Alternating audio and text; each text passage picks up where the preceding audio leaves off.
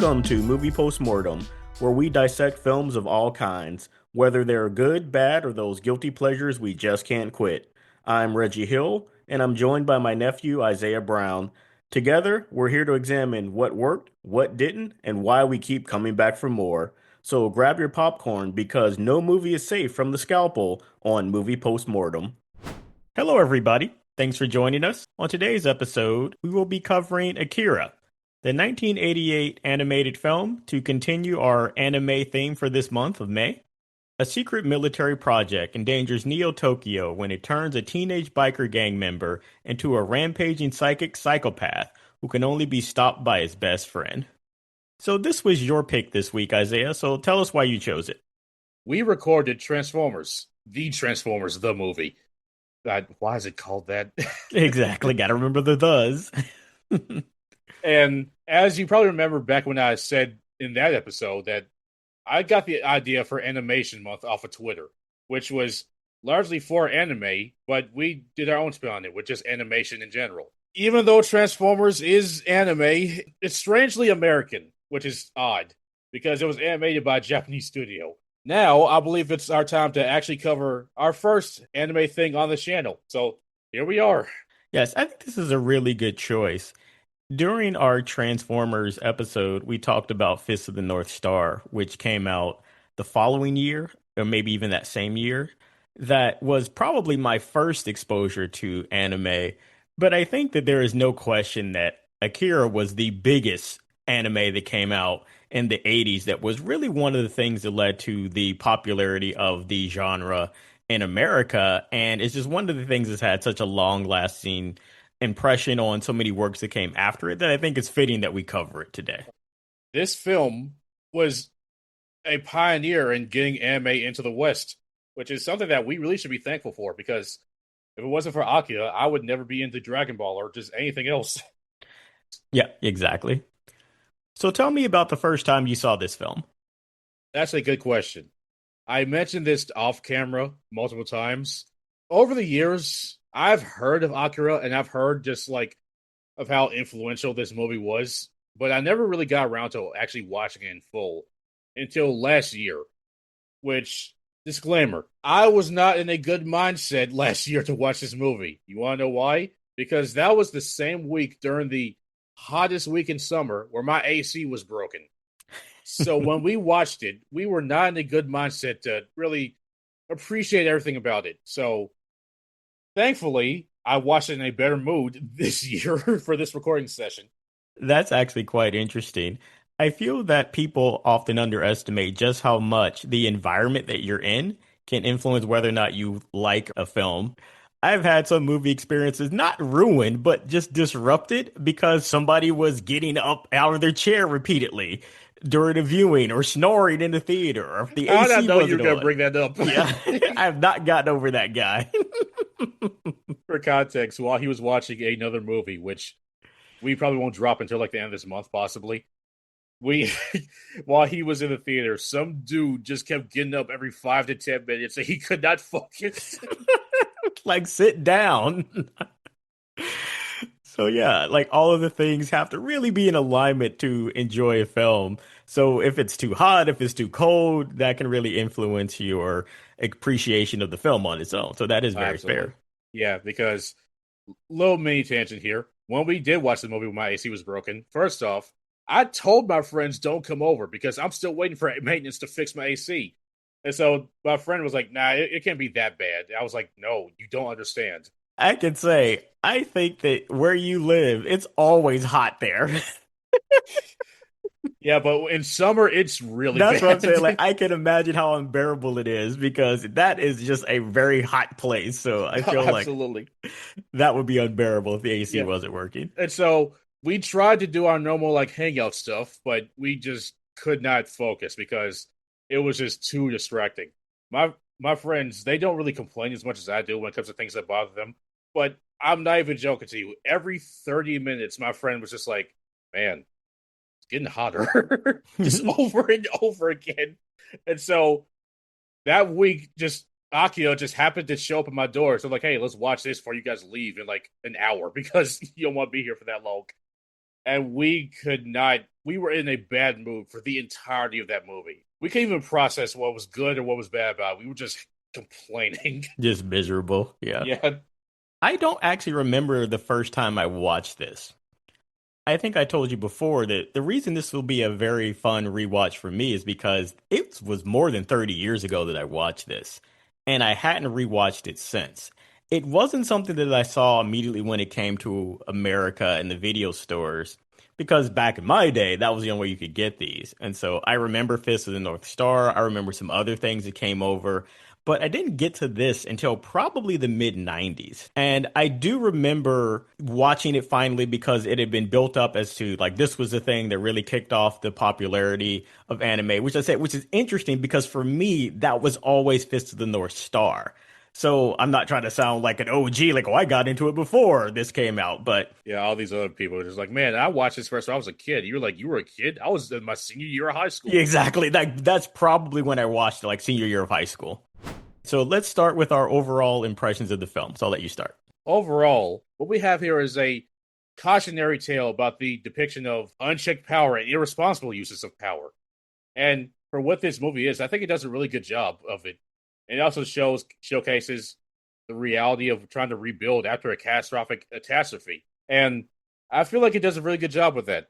I feel like the animation is also very good. So starting off with this might be adjusted by the time we're done discussing this, but I'm going to start this off with a 4 out of 5 because I'm trying to avoid the review I gave it when I watched it last year in the hot summer, which was a which was like a 2.5 out of 5 because I was really angry during that summer. For me, my score is going to start at a 3.5 out of 5. And that's mainly because, despite the fact that this has some unbelievable animation, and it's clearly the root of so many different types of entertainment that have come after it, I found that the story just drags. And when I was rewatching it, I immediately remember why I've never watched this movie again. Because I first was shocked that it was 2 hours long. I was like, wait, isn't this 90 minutes? And I thought, oh, that's right. It's kind of slow and it drifts towards the metaphysical towards the end in a way that I don't think it really stuck the landing. And that is why I thought that despite the fact that it deals with some great themes, including the ones you mentioned, and I love the fact that you already referenced the rebuilding after a disaster. It's interesting. We see that from so many films from Japan. Yeah, I wonder why. Who's responsible for that? Yeah, it's kind of funny watching this as an American, isn't Yes. it? And that's where, honestly, I did appreciate some of the plot more. This is a whole story about political unrest, military conspiracies, cult worship, chaos in the city, bureaucracies, on top of all the stuff with psychic powers. Yeah, So it just kind of fills in those gaps a little bit better than I think it did when I first watched it. So in many ways, I appreciated it a little more than I remember appreciating it back in the 90s. But at the same time, thinking, well, this is a story that is a bit too sprawling and is trying to do a little bit too much world building. And you could cut some of this and probably have a tighter film. But the stuff that works really works so well that it's still very enjoyable. And so that's why I'll start with a 3.5 out of 5 stars. that's fair. The story thing that you're mentioning, I'll definitely talk whole lot more about it later because there's actually a very interesting story about that. Yes. So let's briefly talk about the plot of the film. And what I really want to cover is how the film opens. This has a very nice opening image. You see a huge explosion taking out Tokyo in 1988. It looks nuclear, but it almost just looks like a massive wave of energy just taking out and consuming the entire city. Then the film flash forwards to Neo Tokyo in 2019. This Sorry. is my first con celebration right here and now. I love the fact that even though it's Neo Tokyo, the entire city looks like a piece of crap. And what I like about this opening scene is it's just really setting the mood. We see the seedy nightclub lifestyle of the city. Everything looks kind of dirty and gritty. There's American profanity written everywhere. And I love the fact that I kind of noticed this while I was watching it, but the fact that the city is called Neo Tokyo, even though it looks even worse, just shows Yes. that the government might be trying to make it look like it's better, but it's really not. We see just again gangs are everywhere. People just don't even care about modesty that much anymore. They're just going on just fornicating wherever they feel like it. Drugs are rampant. It's terrible. Schools are even worse somehow. Yes, schools are even worse. We see the bureaucrats fighting about the past prime minister made some promises and we're still in a financial hole because of that. So everything they're trying to do to get back on their feet is really being upended by the fact that they are still dealing with the realities of what the life is like in the city itself. Yeah, I love that you said that because that bureaucratic meeting that happened in that movie in the middle of the movie, they were like 2 seconds away from full on having a fist fight. Yes. Back in the school, like the disciplinarian in the school full on punches them. And one he punches so hard that his mouth is literally bleeding. Yes, he knocked his tooth out. It's crazy. So I really like this. And the other detail that I found particularly interesting, it is very relevant to modern times even. So you would say, with everything going on with Neo Tokyo, why are they hosting the Olympics? Because you hear them talking about, oh, we're trying to host the Olympics, we're trying to get everything ready. They're building a stadium, which is going to be one of the major battle sites later in the film. But I think that that's interesting. That's very realistic.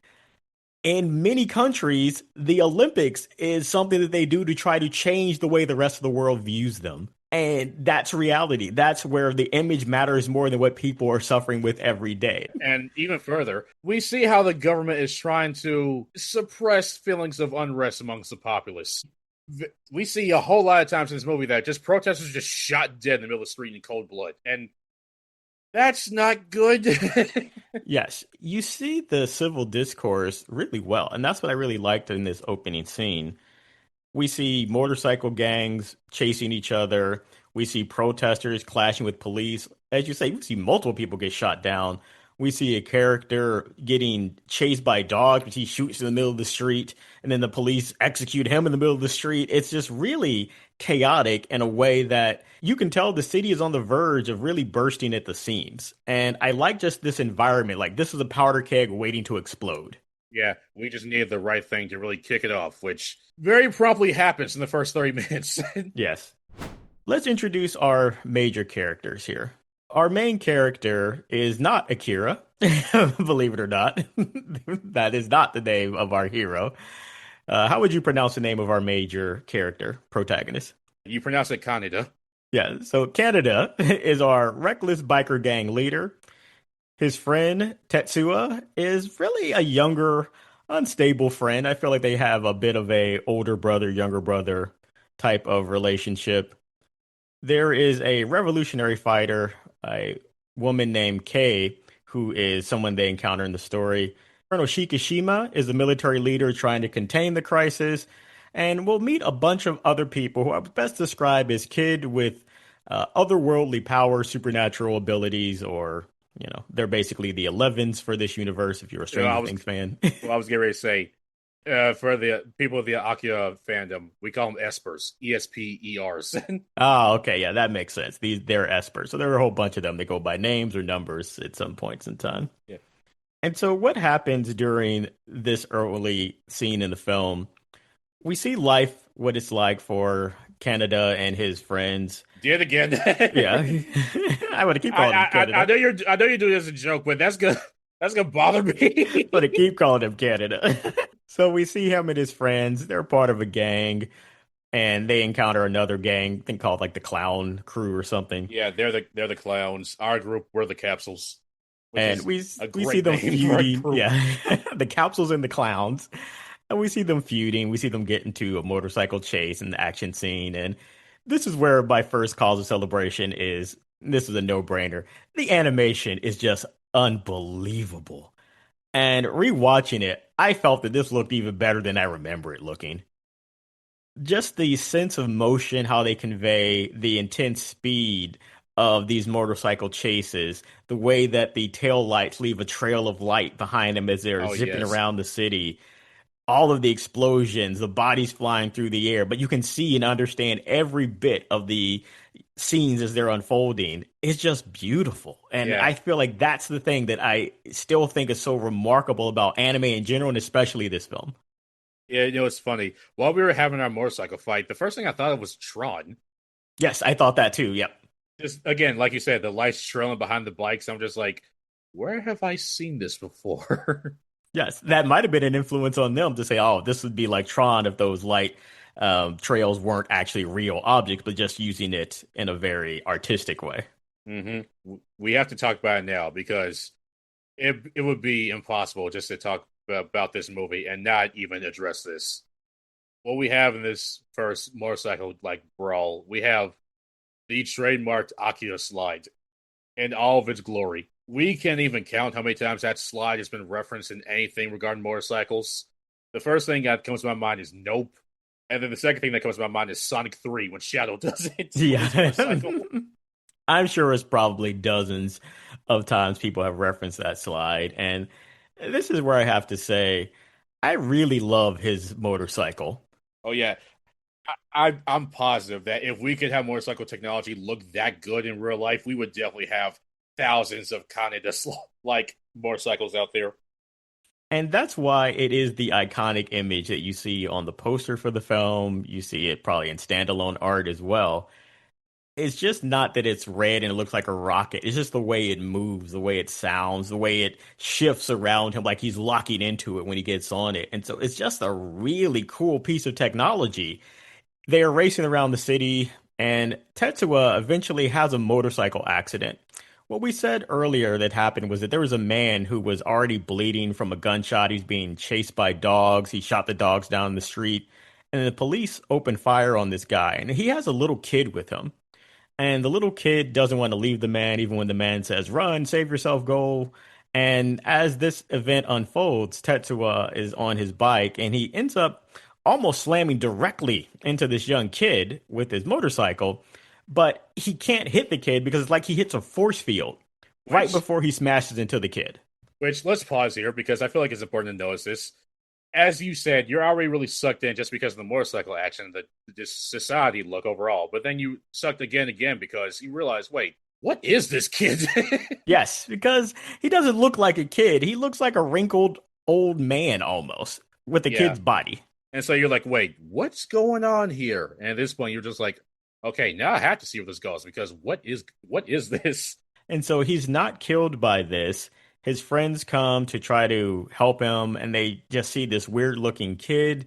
He's down on the ground, he's in pain. The military arrives, and then the military, in proper military fashion, just decide, let's just take everybody with us.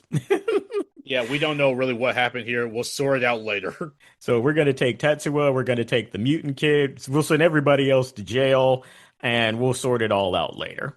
This is where the film really kicks off the different directions that we're going to follow during this story. Tetsuo is taken to a military hospital where it's revealed slowly over the course of many different scenes that he had an accident or a run in with one of these espers. And I'll let you try to talk more about the details of this, but somehow this has transferred the Esper's powers or maybe awakened the powers that he might have had already.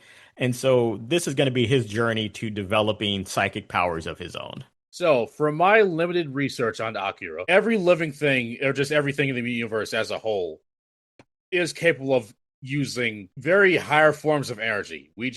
Some of us just can't because reasons. That crash, apparently, with the Esper was apparently the perfect storm for Tetsuo to awaken his ESP abilities. And we're a whole lot worse off because of it. And the explanation that they give in the film for how all living things have this ability, but they can't unlock it, it would be like an amoeba unlocking the power of a human. And all the progress we've made as a species is because people have been able to unlock this energy. It's a bit, hand wavy and it's into some metaphysics type of stuff. The one thing that they keep mentioning is that this power source that he has, his power signature, resembles the same power signature that destroyed Tokyo in what they call World War III in 1988. So we have like this ominous prediction that somehow this is linked, and maybe if this is not something they can contain and control, that they're gonna have another incident like 1998 on their hands. That is the story that we follow. The flip side of that is we follow Kaneda and his newfound friends, including one of these revolutionary fighters, to try to stop this doomsday from actually occurring. Yeah, which first off, I want to do a little mini cause celebration right here. I love the fact that as I mentioned before, Kaneda is not a hero. At first, he's only even involved with this because he's trying to get someone. Yes. And what follows up later is him taking responsibility for Tetsuo because he's one of the capsules. So if anyone's got to put him down, it's got to be him. And so he's really kind of slid into a heroistic role there, even though, as I said, he's not a hero. He's just doing this mainly for selfish reasons. Yeah. I think that's fair. And I was going to say, that's all the plot I actually want to cover. Which is And so fair. I think we could just go, What happens later is a whole lot of Roland Emmerich style anime disasters, yes. You basically throw in 2012 and some Michael Bay, and that's basically what happens. which causes celebration. I love that. Yeah. I love all the destruction. We have so much, and not just destruction. It's the way that it's shot, it's the way that it's staged. It's really seeing what happens if a super individual were to go against everyday people.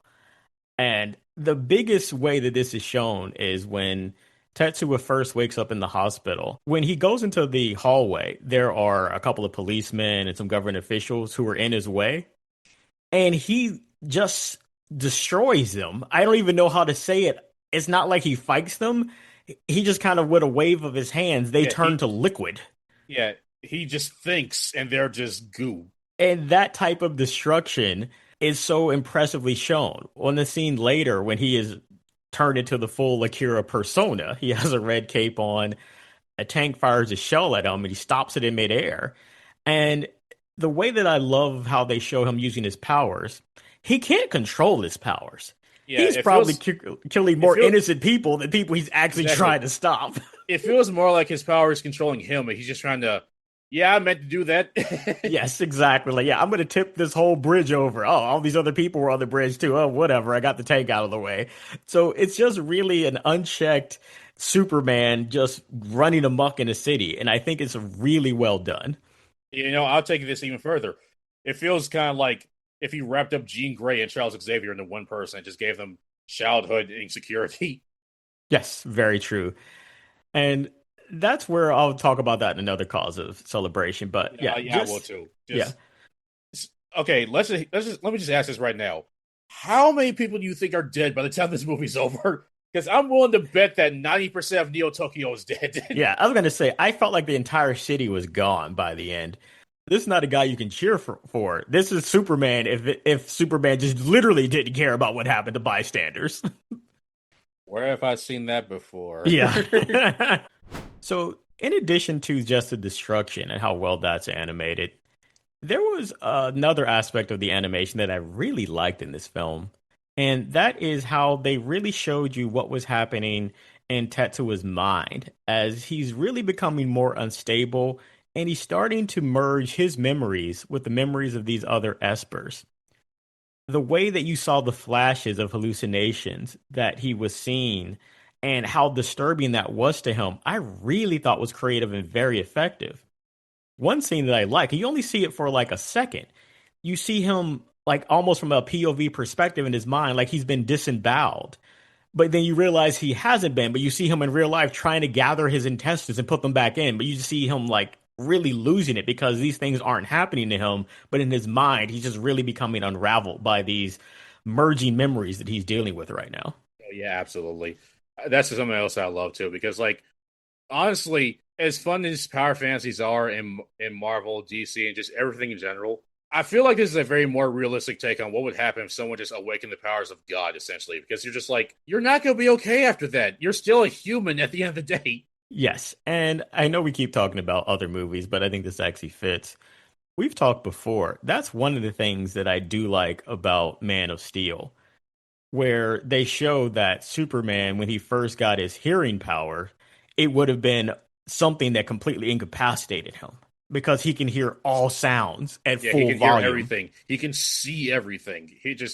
Every smell is just going into his brain. He's just like, I do like that moment, even though I hate that line that they say during it. You remember what it was? No, what was it?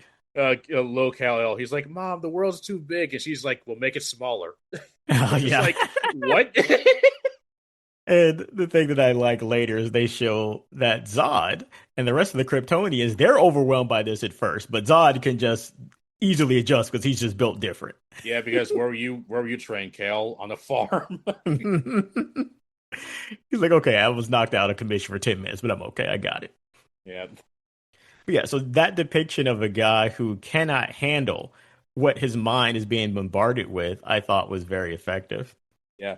I I wish I could had enough time to like scroll back through it and check. But I feel like his head kept getting bigger with each minute passing. Yeah, I thought that they definitely were going for that big head effect. I remember thinking like, oh, he looks like the leader from Marvel Yeah, at this point. I just kept going. I was like, wait, was his head always this big? And another aspect of the animation that I really liked here, and I think this is where I give it a separate call to celebration because it's different than just action. I thought this had some particularly horrific imagery. Spoiler warning: at the end of the movie, Tetsuo he's just lost it completely. His power is going way too out of control to the point where it's literally given his body like almost Resident Evil style levels of mutation. And what he turns into is really gross for an animated movie. He's a giant mass of just biological material that it's trying to form something but can't. Dude, the amount of fingers that thing had, it was Yes, so it's gross. fingers and sometimes eyes and mouths coming out of places that shouldn't. So it's almost like the thing more than anything else that I thought. When it had that giant baby face that just kind of morphed in back on itself and tried to reform it, I was just like, what is happening? Yeah, so that was gross enough. But even before that, you know me, I'm a chicken. So this scared me when he was in the hospital and he hears the little stuffed animals and then it walks into his bed. First, that creeped me out. 'Cause like, okay, I know we got Yeah. psychic powers here, but the little stuffed animals are alive. That was scary. Yeah, it's just But then they turned into these giant, like mechanized creatures that were haunting him and trying to kill him. I thought that was just really scary and just like a great nightmare sequence. I love the fact that we're now, as of today, really diving into how dangerous it is to interfere with the human mind. Because really, our brain is pretty much everything. Is everything that you see, everything that you touch, smell, taste, it all goes back to your mind and how it interprets it. You screw something up even a little bit, you are gonna see stuff that you didn't even think you could. Yes. Like take some mushrooms to come back to me. Exactly. So they do a great job of showing how the powers that were overwhelming him, the other espers who were responsible for his stuffed animal hallucinations because they were trying to kill him that way, how all of this is affecting his mind. And it really is a thing that pushes him over the edge to where he's like, okay, I got to figure out what Akira is, what is the source of all of this? I need to go find out why I'm this way and why is everybody talking about this? Who is in my head? He's just trying to get to the source of all this pain that's being, dealt to him right now. Here's my next cause of celebration, and you segued that perfectly into what I next want to say. As I mentioned earlier in the opening, this is a cautionary tale of unchecked power, uncontrolled power, and more importantly, the irresponsible use of power. I am 100% certain that no one in this movie uses power responsibly. Not even our heroes, essentially.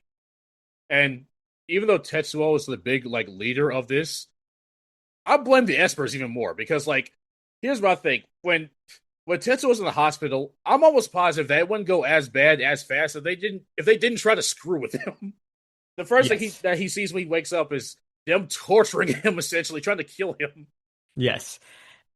And that's where I felt this was one of the biggest themes of the film. So I agree with you. This is a huge cause of celebration because they show that this is the problem. No one, not Canada, not the Espers, not the other military people, no one, except for maybe his girlfriend or the girl he was interested in, no one just walks up to Tetsuo and tries to actually talk to him about what's happening to him. They just try to kill him. They either try to kill him or contain him. Yeah. Which, of course, this guy freaking out, tripping like crazy on ego death. Essentially, he's obviously gonna react to hardships, and he's gonna react tenfold. Just get away from me, you scumbags! I'm gonna kill you. Yes, you basically tried to create hallucinations of giant teddy bears to kill me. Yeah, so I'm going to react violently to that.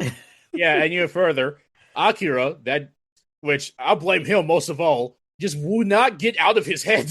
Yes. Yes, exactly. Like, I have to make the source of my pain stop, so I have to find you in order to make this stop. And it's essentially a possession film in that way as well. He's been possessed by Akira, and so it's very unfortunate that nobody tries to just simply talk or reason with him at all. And it's just attack after attack.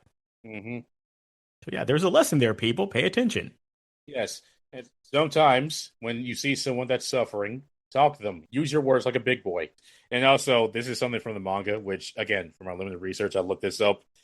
This is so funny to me because it's not that important, but like it's like a little mini moment in the movie when Tetsuo kind of like encounters the old gang with the capsules. You see him just popping pills, right? And this Yes. is just the only thing he can do, just like kind of temporarily stave off the pain of the constant like migraines he's getting just constantly. Apparently, the only way in the manga for him to like stave off these headaches is using pills so potent that a single gram of this stuff would kill an elephant. Which is, I feel like that's a great metaphor for just how much he's unfolding. Little mini con celebration here. I love that this movie doesn't really pull its punches because I'm so used to just watching people take so much damage that should kill them, and they're just like, let's go barbecue after it." Thinking about Bad Boys now that I'm thinking now that I said that. So yeah, they don't pull their punches. Several characters die. Like one guy, he had like a massive heart attack, died carrying his Carrying his briefcase full of money, his cash. documents. Yeah, So yeah, there's very few survivors by the end of this film when you count the fact that, as we said, most of the people would have been killed in the city because of the events, where somehow the Espers only felt that Canada and the Colonel were the only people worth saving, apparently. yeah, It's like, what did the Colonel do to survive? It's kind of a jerk. yeah. This is the guy that led a military coup. Like we, that did happen. So those are all of our causes of celebration. So we'll take a quick break and then we'll come back with our causes of death. Do you need your dog to behave? Need them to sit, stay, or do you need them to help solve mysteries they clearly don't want to participate in? Then you need the all-new Scooby Snacks Extreme, now with 50% more dog bribing effectiveness. That's right. Our scientists asked one important question. What if dogs became even more willing to ignore dangers for food? The results were alarming. With Scooby Snacks Extreme, your dog will enter suspicious buildings, chase ghosts that they obviously should avoid, walk directly into obvious traps, and still stay loyal despite overwhelming evidence that they should leave. Perfect for nervous dogs, easily manipulated dogs, and dogs motivated entirely by food, which is all of them. Available in exciting flavors like Triple Bacon Mystery, Haunted Ham Blast, and Cheese Crypt Crunch. And look, these are technically for dogs. You probably shouldn't eat them, but we know you do. Honestly, that's between you and whatever's going on in your life. So enjoy the crunchy, vaguely peanut buttery taste of a snack originally designed to convince a Great Dane to enter a haunted warehouse. Use promo code POSTMORTEM to receive a free emergency snack utility belt, because eventually your dog will ask for more. Scooby Snacks Extreme, because fear is temporary, but treats are forever. Okay, we're back. So now let's dive into our causes of death. I'll let you start. As we mentioned earlier in our quick rundown, this story kind of drags a little bit. And I know exactly where it does drag. It drags in the middle of the movie. Yes, and that's where I felt for a film that has a pretty straightforward plot. It does drag around the time when you want those raising stakes to really pull you more into the story, but it Yeah, just kind of meanders along for about 20 or 30 minutes there in the yeah. middle. I'll be honest with you. I've slowly started to morph into you. It's like, yeah, just make it a montage. Yes. Because when Connie does like sneaking into the revolutionaries, and they're like, who is this guy? They're trying to sneak into the base, the military base, and all that. I'd rather we just have a montage so we could get through that quicker. Yes. And this is where I think the film also starts to try to juggle too many of the subplots that aren't really necessary because we have a really big, intriguing story that we want to follow. But we have to deal more with the political corruption, the anti science protests, the government conspiracies, and it just gets too cluttered. So it starts to drag. And we're like, wait, what? What's going on with the kid with superpowers? Here's a problem which I think we should mention now that we're here. As you mentioned before, the film Akira is an adaptation of a series of mangas. So I feel like this might be the negative of trying to adapt from a series of books into one film because it's way too much. The Akira manga has 6 volumes with oh geez, each one is 300 to 400 pages each. Yeah. So with how much material we had, we could have just made 2 movies. Now that I think about it, Yes. And in many ways, this is too big for a script stitch up. This almost feels like they're trying to tell the first story and the second story in the same film. And so at the end, they have to do an entire backstory of telling you the Esper's origin stories, what happened with Akira, what's happening with Tetsuo, where they're all going, why they can't come back, how this is also tied into stuff that's always was meant to happen. And they do this in like 5 minutes. So yeah. I didn't understand why they didn't stretch this out into like another film because there are huge revelations and backstory that we needed rather than to see this all in a montage. So I'm like, wait, why are we getting all of this important information in a montage at the end? Oh hey, would you look at that? He's not happy about the montage. You can't montage like all of that stuff. Overall, if we could just put this whole cause of death in like one like summary, it's the fact that the middle of the movie does drag and it is somewhat bloated for what this movie is. And I feel like that's just one of the downsides of trying to add up something that's almost like 2,000 pages in source material, if my math is correct, which is probably not. I wanted a little bit of a slower decline of Tetsua's sanity in many ways. As we said, he Uh, was getting attacked, so I understand why he lashed out so quickly, but I kind of wanted that to be a little bit longer. that's the interesting thing because I might fact check this later just to make sure if I'm right or wrong about this, but I think in the manga, this whole arc takes over like the place of multiple days and not just like 1 or 2 days in the film. Yeah, I thought it was way too fast. I felt like it should have been a slower progression. Yeah. So that's fair. I can agree with you on that. My first cause of death is something we talked about a little bit as a cause of celebration in some ways, but I'm going to actually loop two things together here.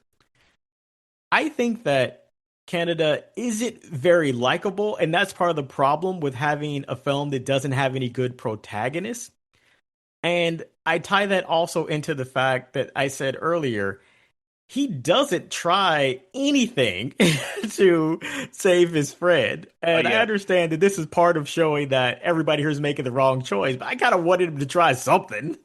Yeah. Well, this is a movie about good endings. It's the bad endings. Sorry, folks. We chose the wrong dialogue options. Yeah. Which again, I both appreciate and I kind of agree with you that I don't appreciate at the same time because I want to like somebody. It's really hard when there's nobody that you like. You want to like somebody, you want to root for somebody. So there are just simply no good people. And in Kaneda, he's not a good person. He doesn't try to talk to this guy once to talk him down or de-escalate at all. Yeah, it's unfortunate because again, that's both a cause of celebration and death here because I want to like somebody. But he's not that interesting. Where I felt like the mold for this type of character is like a Han Solo. He's the scoundrel, but he's got to be charming or something, and he's just not. So it just makes it really hard to even sit there, especially through the middle parts of the story, and root for or like the guy because there's just nothing fun or interesting about him. Yeah, he does have some funny moments. I will say that. There was one moment that was really funny. I remember loving this line when I watched it originally. And I'd honestly forgotten where I'd heard it.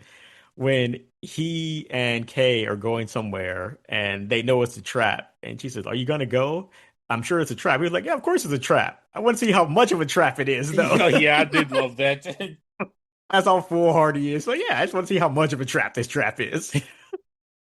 That's beautiful. That's just one example of how charming he could be. The Tetsuo thing is so much more interesting than Kaneda and his adventures with Kay. Stitch up right now. I just thought about this. We could possibly, I wouldn't say fix, but we'll like do a bandage solution here.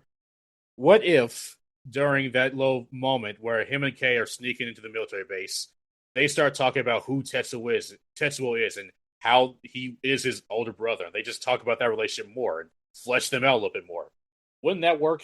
Yes, that would be a lot better. So I felt that really putting some character development into the middle instead of filling it with all these other subplots that aren't gonna matter by the end. It didn't matter in the film. I thought that was just a big wasted opportunity.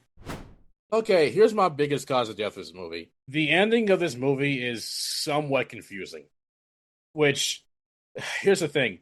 I like it more when we could just answer what happens in the movie in the said movie. I'll be honest, when the movie was over, I had to Google what actually happened. Yeah, and I think that's the problem where the end is visually impressive, but it's just narratively all over the place. And it also seems unbelievably convenient. Just from a quick Google search, it says that at the end of the movie, Tetsuo's psychic power is too much for his body to handle, so Akira and the rest of the Espers, they transport him to a different dimension slash universe, maybe? Yes. Where the Again, I still science say maybe because I still don't know. Yeah, it's not clear because the scientist, he's like, wait, this is the birth of the universe happening because apparently he has a monitor that could say, hey, you know what's happening right in front of you? That's the birth of the universe. Don't get me Which, started on first that. of all, that's not how that works. Exactly. You knew I was going to have an issue with that. So, The Big Bang was not just a massive influx of energy. It was a massive influx of mass and matter. so that happens. All the espers, the Tetsuo, Akira, they all vanish to this other place, saving the people who they wanted to save. They're fine, and Yeah. maybe they'll meet again one day or something. Who knows? It just doesn't really make any sense. Overall, the end of the movie is very confusing and somewhat anticlimactic because I say somewhat because realistically, how do we end this? Yes, I think that's the problem. The stakes become way too big, and in so many films, you have much lower stakes than this. And that's where one thing I'll say, and I think it fits in well here. I realize now I've seen this story redone so many ways. This is Stranger Things. This is the Jean Grey fight from every time they've done the Jean Grey fight in X-Men, where you see the person with psychic powers and they gotta, be overpowered or somebody's gotta stop them. And I was like, oh yeah, so this film really was ahead of its time and really normalized that idea of these psychic powers and these individuals who have to be stopped. And they always can be stopped by somebody who cares about them. That's what always happens. And so I felt in many ways that this is probably the reason why when I first saw it in the 90s, I was like, oh yeah, this is really out there. It's not even out there that much anymore, but I think that Anymore it's, because everyone wants to do it yeah, nowadays. everybody is doing it. So it just feels like, oh yeah, we're still too far out there with the end, but all the other psychic stuff, we've kind of gotten and caught up to them right now. Remember this time when Scarlet Witch just like ended the universe and made a new one? Yes. Again, everyone is doing this nowadays. So we're like, oh wait, I see where this came from now. Yeah, so like, yeah, let's get to that point. So that's why, when all things are considered, I think this is a film that is, remembered for so many more things than how it actually ended. Which I would say, as much of a negative that is, I'm happy that we do have this because again, as we say multiple times, sometimes someone has to walk so everyone else can run, Yep, right? 100%. Yep. So yeah, like most things that push boundaries, not everything is going to stick, and I'd rather that than somebody who's not trying. Exactly. I'd rather somebody take a swing miss instead of just playing it safe. You have anything else? No, I think I've already incorporated all of my script stitch ups, so I don't think we need a separate section for that. Do you have Okay, some? that's fair. I don't think I have that many more, honestly. Okay. Here's something I will say, and this is just I wouldn't really cause that cause of death, but it's just like one of the unfortunates. I did mention that you and I we watched this in English, right? And Yeah. some line deliveries are kind of awkward, and that's because they're trying to match the like mouth movements of the people in Yeah. Japanese. But that's just the unfortunate side about it. I really Yeah. wouldn't call it a cause of death, but that's just you notice it every often. Yes. And I think like that's just part of the thing you deal with when you were listening to a dub. And I wish I would have had the time to actually read the words for subtitles, but I didn't. Yeah, because this is gonna sound like heresy, but like sometimes you don't watch something, you don't want to just look down at the bottom of the screen, just reading words. Yes, and that's actually why I decided not to watch the subtitle version because this is animated and I wanted to appreciate the actual animation quality. I didn't want to have to Literally, look down to read while the top part of the screen is going on. it's to the point now where almost every anime I watch nowadays is just dubbed because I don't want to just be looking down at the bottom of the screen. I want to appreciate what's on camera.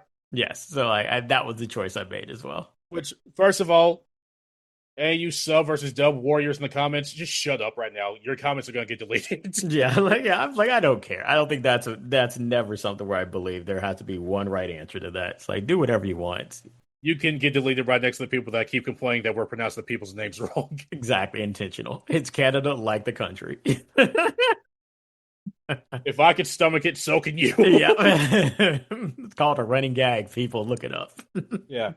Speaking of run gads, it's so bad that we didn't wait for Jonathan to show up in this review. Exactly. That might be the biggest pause between a running gag. That was like a month ago. It was. I think Jonathan would like the way this film ended, or He would probably be so upset with the bureaucracy in this movie. Oh man. Okay, so let's give our final verdicts. This is still one of the most important animated films ever made. The visual achievements and the way they just push the boundaries of storytelling, which really redefined what an animated story could be. That influenced not just animation, but science fiction afterwards. And we didn't really Yeah. even talk about that, like in terms Yeah. of those genre influences. And so for the animation, the atmosphere, the scale of the story, all of it was ahead of its time. Absolutely. So even though this drags, and I know why I never rewatched this film, for that, I will just give it a 3.5 still, just because I can't give a movie that I don't rewatch a 4. So that's the only reason I won't give this a 4 star. That's That's my fair. criteria. But this is That's 3.5 star. If you haven't seen that's it, watch it. yeah, that's very fair. Again, that additional half star, which I would be right next to you with a 3.5 out of 5, but that other half star is because of how influential this movie is. Hmm. Which, again, for what this movie is, even with the positives and negatives we gave it, we still have to give it its flowers for what this movie was and how much we're still feeling its impacts to this day. I'm probably gonna be an old man in a retirement home, still seeing that Akira slide. Yep. Overall, I'm sticking with a 4 out of 5. So that's it for this episode of Movie Postmortem. Don't forget to like and subscribe and give us 5 stars because even bad podcasts deserve a good review. Remember, whether it's good, bad, or just a guilty pleasure, every film deserves a postmortem. Thanks for listening. And as always, good for health, bad for education. We'll see you next time.